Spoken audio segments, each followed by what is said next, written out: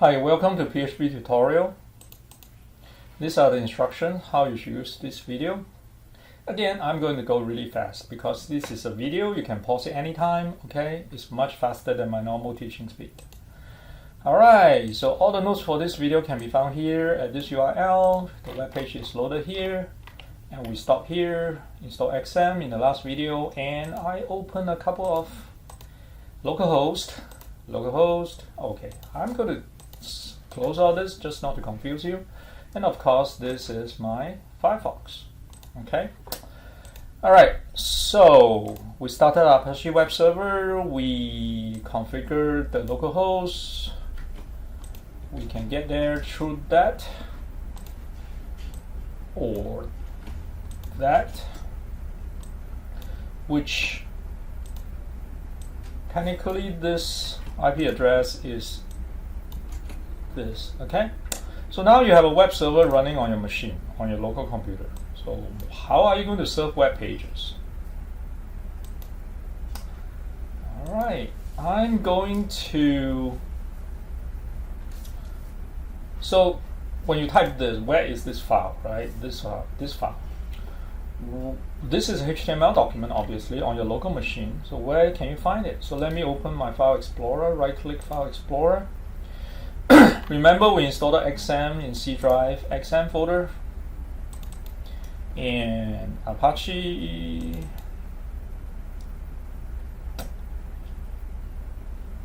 Nope, not there.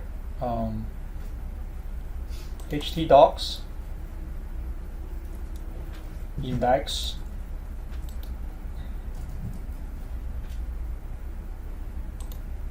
Okay, so I'm going to open that. That's a PHP file. So it says that if it's empty, where does it go? It goes into a dashboard.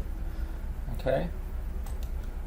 So the file you're looking at is in dashboard. In English, probably. I'm not going to go into detail what this is. That takes too long. So let's say I want to serve a file to test my theory that this is the root directory of the web server. I'm going to create a new folder just for testing called T, right? So if there's a subfolder called, so that is a subfolder here. So if I say T here, yes. So that is the subfolder I created in the root folder of the web server. All right, so if you want to serve a web page, you can put it here. So I'm going to create a really simple web page. Okay.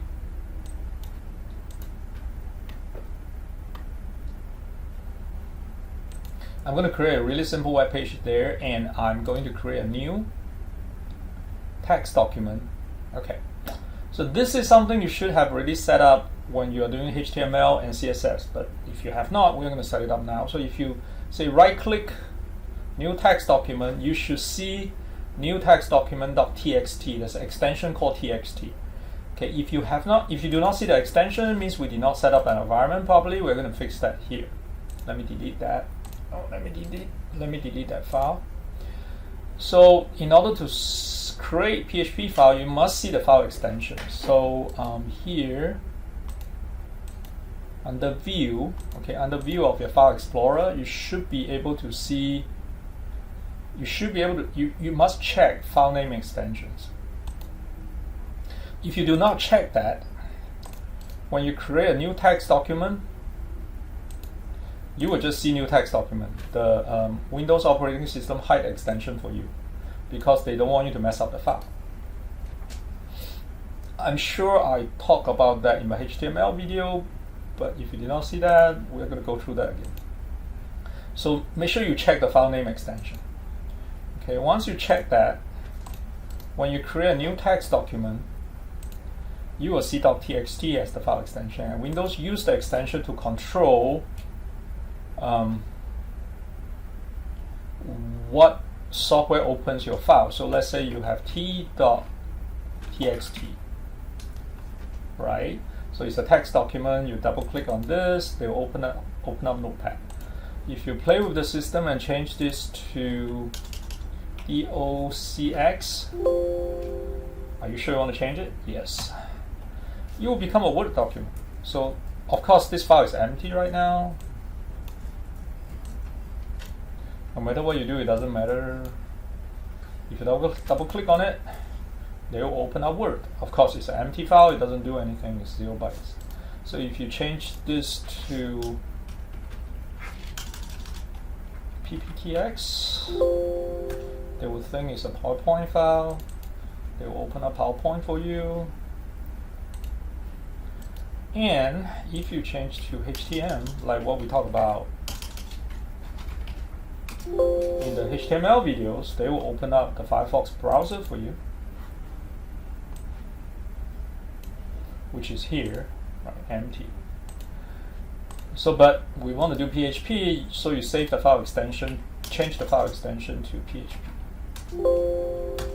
So now this is a PHP file, and by default you will open up my brackets, okay, which is not what I want for this exercise. For this exercise, I actually want to use a Notepad++, okay. So now it's a 0 byte file, okay. So the most important thing is your file extension must be checked, okay. Oh, you can also play with hidden items, but we are not going to play with that here. So let's open this in, right click on it, and say I want to open this with Notepad++. I already have Notepad++ installed. If not, you have to install it. I have another video in my HTML notes talking about that. So now I want to do a very simple PHP file.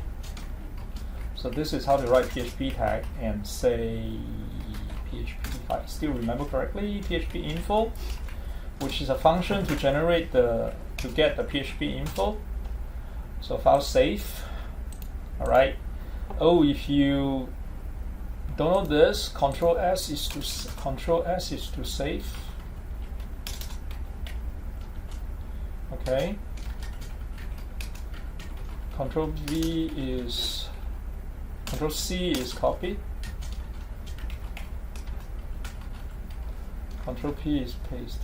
Control V is Control C. Control V is paste.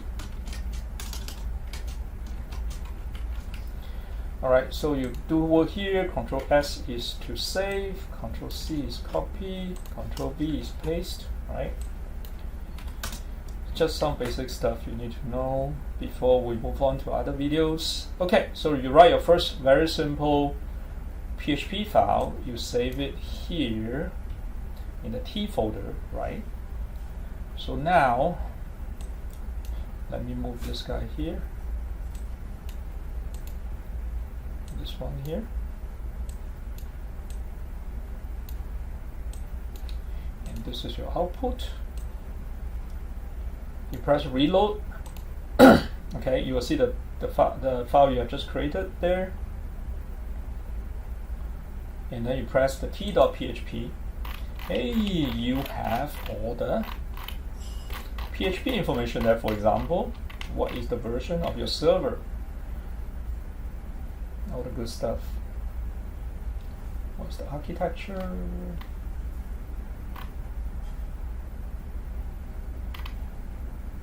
Okay, so when you're free, you can check on that. Oh, your version is 7.2.28. If you remember our first video, that's what we installed. Okay, you can also use that on your web host to find out what version to use, all of this stuff. Okay, so we created a file. We created a file which is in a subfolder of the root directory of the web server. Okay, but it's very tedious because imagine every time you want to serve something, you go to your web server, go to the root, and not very good.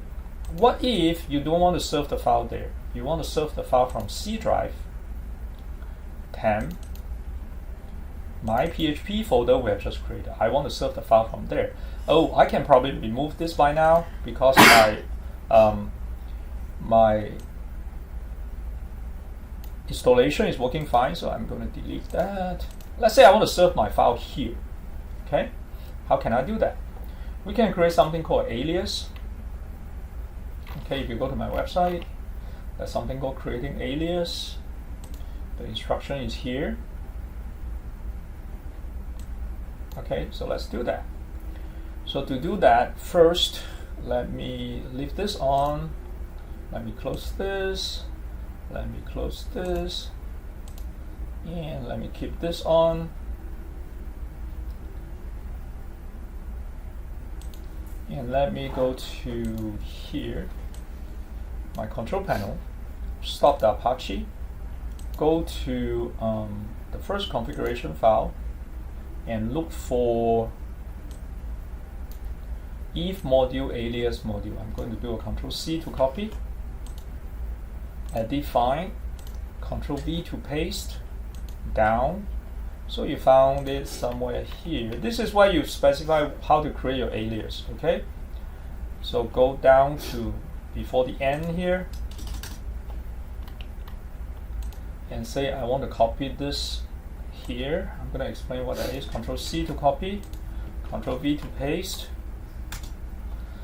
Alias basically means that when I type this, I want the Apache web server to go there. Okay, and I allow for everything, which is not a good idea, but we're just using it for lab exercise, so that's fine.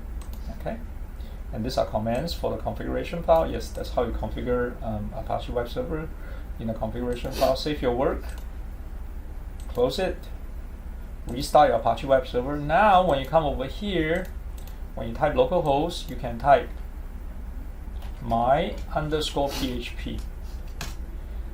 That would go to